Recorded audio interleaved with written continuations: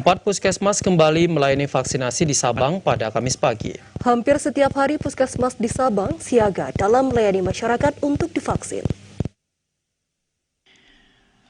Vaksinasi di Sabang terus digencarkan dengan melibatkan puskesmas di tiap wilayah.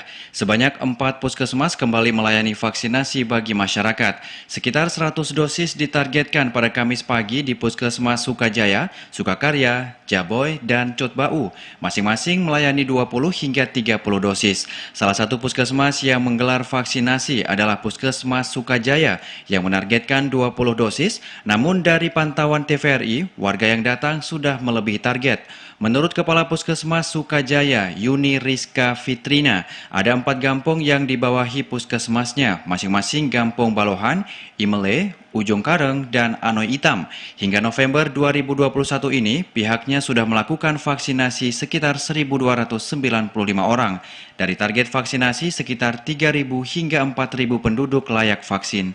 Jadi kenapa kita membuka vaksinasi setiap hari, itu memang ada instruksi langsung dari Bapak Kepala Dinas Kesehatan bahwasanya untuk mengejar target vaksinasi kita agar mencapai 70%. Untuk hari ini target kita untuk 20 sasaran itu vaksin Sinovac ya, 20 sasaran. Namun jika memang nanti pada saat perjalanan pelaksanaannya sasarannya ternyata lebih, kita dapat mengambil atau diantarkan stoknya kembali dari Dinas Kesehatan. Dia menambahkan sejauh ini dosis vaksin yang disediakan Dinas Kesehatan masih mencukupi.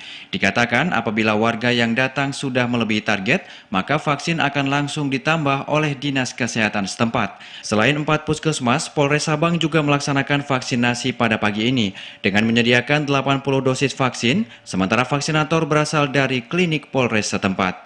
Dari Sabang, Mahfud TVRI Aceh melaporkan.